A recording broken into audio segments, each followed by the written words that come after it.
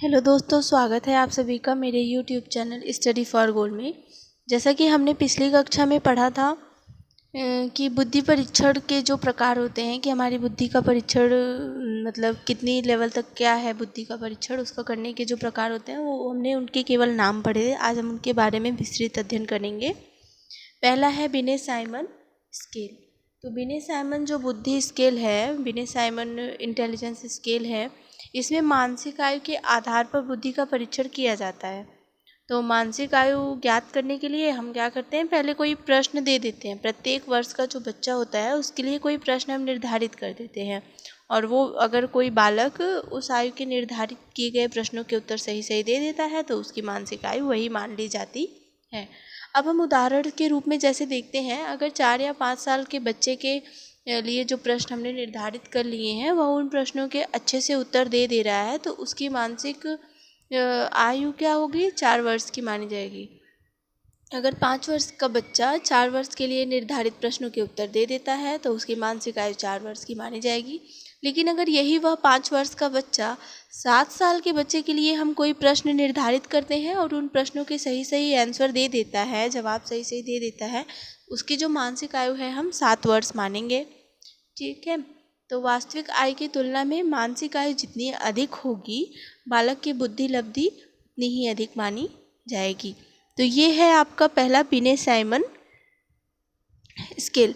इसमें थोड़ा बहुत सुधार किया गया और वही स्टैनफोर्ड बिने स्केल फिर थोड़ा सुधार करके उसका नाम स्टैनफोर्ड बिने स्केल रखा गया। तो प्रारंभ में जो ये, जैसा कि आप लोग जानते हैं, प्रारंभ में ये जो बिने साइमन स्केल है, इसका जो बुद्धि परीक्षण है जो इसका 3 से 15 वर्ष तक के बालक या बालिका के लिए तैयार किया गया था। और 1911 में जो है इसमें जो प्रश्न थे उन कुल प्रश्नों की संख्या 54 थी। नोट करने के लिए है, ये नोट कर सकते हैं आप लोग चाहें तो। 1911 में जो स्केल बिने साइमन बुद्धि परीक्षण था, बिने साइमन स्केल थी, उसमें कुल प्रश्नों की संख्या 54 थी, जिसमें 5-5 प्रश्न हर आयु के बच्चे या बच्ची के लिए निर्धारित किया गया था। लेकिन जो 5 प्रश्न थे 4 वर्ष की आयु के लिए तथा 11 व 13 वर्ष की आयु के लिए कोई प्रश्न निर्धारित नहीं किए गए थे।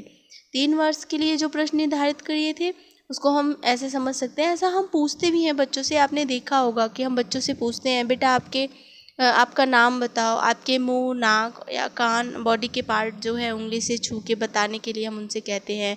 कोई फिगर दे देते हैं, बच्चों देखो ये फिगर है, इस चित्र में देखो क्या क्या आपको दिख रहा है, तो वो बच्चा बताता है। और 6 शब्दों के सरल वाक्यों को दोहराना, 2 अंकों के को एक बार सुनकर, जैसे हम बोल दिए बेटा 2, 3, 4, अब आप ये बोलो मैंने क्या बोला अभी, तो वो बच्चा रिवीजन करता है, रिवाइज करके हमें वो सुनाता है। तो इससे हम 3 वर्ष के बच्चे की आयु का क्या कर सकते हैं, मानसिक आयु का निर्धारण कर सकते हैं।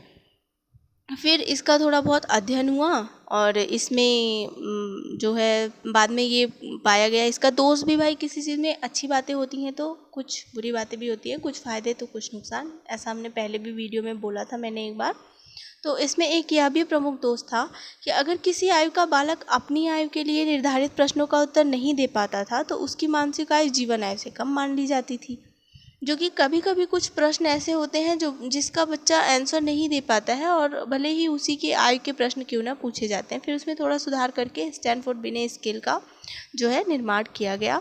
इसी क्रम में हम आगे बढ़ते हुए अगला देखेंगे व्यक्तिक क्रियात्मक परीक्षण। उसमें है पोर्टियस भूल भुलैया परीक्षण। व्यक्तिक क्रियात्मक परीक्षण के अंतर्गत यह आता है व्यक्तिक क्रियात्मक परीक्षण, जिसे आप व्यक्तिक अशाब्दिक बुद्धि परीक्षण कह सकते हैं। इसमें चित्रांकन परीक्षण और भूल भुलैया परीक्षण, चित्रपूर्ति और आदि आते हैं। तो जो भूल भुलैया आपने देखा होगा कि बहुत सारे बुक्स में आता है, इसमें बच्चे को एक ऐसा मतलब रेखा चित्र दिया जाता है जिसमें बहुत सारे रास्ते बने होते हैं और बच्चे को क्या होता है, एक जगह से दूसरी जगह पहुंचाना होता है बिना रुकावट के। उसे अगर जो बच्चा ये काम कर लेता है उसे क्या समझा जाता है, बुद्धिमान। इसी हिसाब से इसी तरह से वेस्लर वैल्यू टेस्ट है।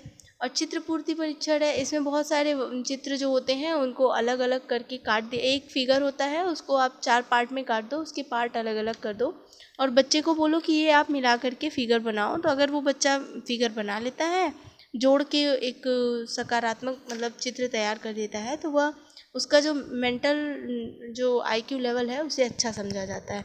फिर है अगला सामूहिक भाषात्मक परीक्षण, जिसे हम सामूहिक शाब्दिक परीक्षण के नाम से भी जानते हैं। Group language individual language test, तो इसमें आता है आर्मी अल्फ़ा टेस्ट, इसके इंक्लूड आता है आर्मी अल्फ़ा टेस्ट एंड और सेना सामान्य वर्गीकरण टेस्ट। अब हम आर्मी अल्फ़ा टेस्ट के बारे में जानेंगे। आर्मी अल्फ़ा टेस्ट जानने से पहले हम ये समझ लेते हैं कि सामूहिक भाषात्मक परीक्षण है क्या। तो सामूहिक भाषात्मक परीक्षण शाब्दिक परीक्षणों में इसे हम सामूहिक शाब्दिक बुद्धि परीक्षण भी कहते हैं। इसमें भाषा का प्रयोग अधिक किया जाता है, जिसमें जैसे जो शब्द ऐसे दे दिया जाता है कि जो शब्द अलग है उसे निकालो। जैसे एक ग्रुप दिया है, उसमें मान लीजिए हो गया कुर्सी, मेज़, अलमारी, पलंग और कमीज़। तो इनमें आपको क्या अलग लग रहा है? तो कुर्सी, मेज़, अलमारी, पलंग, ये तीनों चीज़, ये चारों चीज़ें जो हैं वो लकड़ी की बनी हुई हैं, लेकिन कमीज़ आपकी कपड़े की बनी हुई है। तो ऐसा जो है, जो कुर्सी, मेज़, अलमारी वो घर में रखने की चीज़ें हैं और जो कमीज़ है वो पहनने की चीज़ है। तो और ऐसा प्रश्न पूछा जाता है, जैसे रात शब्द है, रात का उल्टा क्या होता है? प्रजा, राजा, या ऐसा करके हम बच्चे से पूछते हैं। रात का उल्टा, रात का विलोम शब्द हम पूछते हैं, रात, दिन, उसमें से बच्चा बताता है।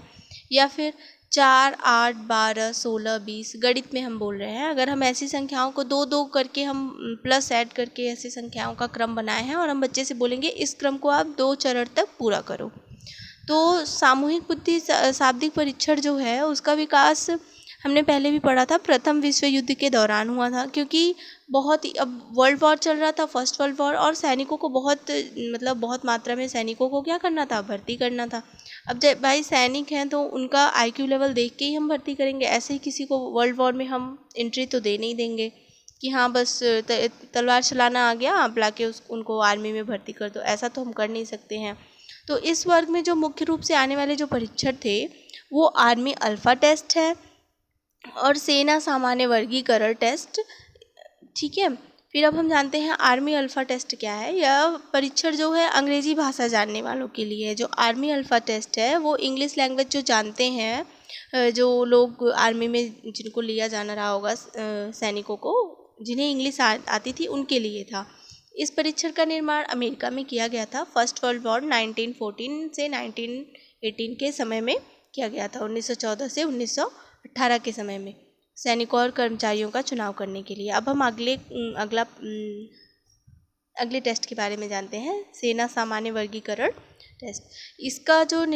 इसका जो प्रयोग है ये किया गया था सेकेंड वर्ल्ड वॉर, और इसका प्रयोग भी अमेरिका में किया गया था। सेना के विभिन्न विभागों में सैनिकों का वर्गीकरण करने के लिए जो इसका परीक्षण तैयार किया गया था। इस परीक्षण में 3 प्रकार की समस्याओं से संबंधित बातों का समाधान करना पड़ता था। पहला था आपका शब्दावली, जैसे शब्द होता है, गणित और वस्तु गणना। पहला शब्दावली, दूसरा गणित और तीसरा वस्तु गणना। इस परीक्षण का प्रयोग लगभग 12 लाख सैनिकों के, जो आपका सेकंड है इसका प्रयोग लगभग 12 लाख सैनिकों के ऊपर किया गया था, ठीक है। इसी क्रम में हम आगे बढ़ते हैं, सामूहिक क्रियात्मक परीक्षण, जिसे हम सामूहिक अशाब्दिक परीक्षण कहते हैं, ठीक है।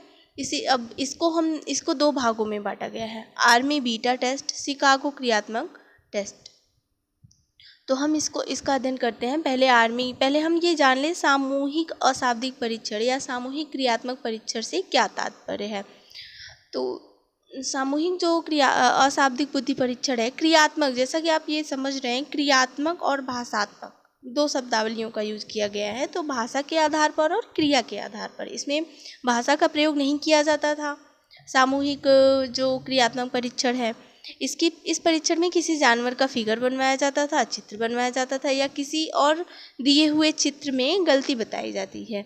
इस प्रकार के बुद्धि परीक्षण के निर्माण में टर्मन, थॉमसन, बेलार्ड और कैटल आदि मनोवैज्ञानिकों ने अपना योगदान दिया था। टर्मन का नाम आप लोगों ने सुना होगा, इन्होंने ही बुद्धि का जो हमने आईक्यू लेवल का फॉर्मूला है टर्मन ने ही दिया है, और बुद्धि का वर्गीकरण भी जो हम पढ़ते हैं बुद्धि लब्धि का, कि इतने से इतने लेवल का बच्चे को क्या बोलेंगे, उन्होंने ये टर्मन ने ही बताया है।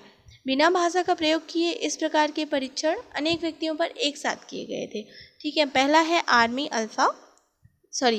Beta test. तो आर्मी बीटा टेस्ट का निर्माण ये भी फर्स्ट वर्ल्ड वॉर के ड्यूरेशन में हुआ था, जब प्रथम विश्व युद्ध हो रहा था उसी के दौरान किया गया था। सेना में विभिन्न पदों और विभागों में कार्य करने वाले व्यक्तियों का चयन ऐसे लोगों में से करना था जो अशिक्षित थे या अंग्रेजी भाषा उनको आती ही नहीं थी। इसीलिए अब मैंने आपको पहले ही बताया, क्रियात्मक और भाषात्मक दो अंतर है। भाषात्मक मतलब उनको भाषा आती थी, और जो क्रियात्मक है उनको भाषा नहीं आती थी, और ये ग्रुप में किया गया था।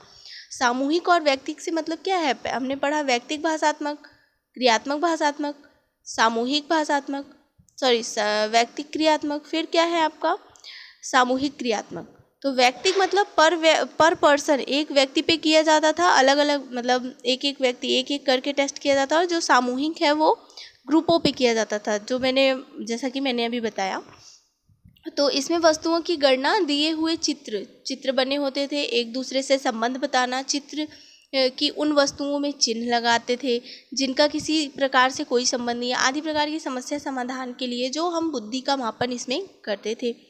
ठीक है, फिर शिकागो क्रियात्मक टेस्ट, ये भी उसी ड्यूरेशन में, वर्ल्ड वॉर के ड्यूरेशन में भी इस जो है टेस्ट का भी क्या करते हैं, इस टेस्ट का भी इसका भी परीक्षण किया गया था।